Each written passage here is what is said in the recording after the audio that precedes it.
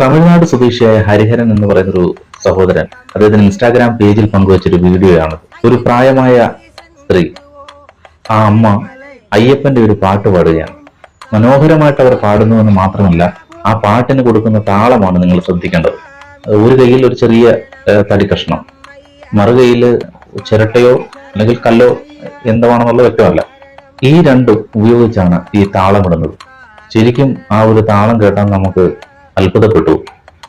അത്ര മനോഹരമായിട്ടാണ് ആ തടിക്കഷ്ണം കൊണ്ട് താളമിടുന്നത്. നമുക്കൊന്ന് കേൾക്കാം.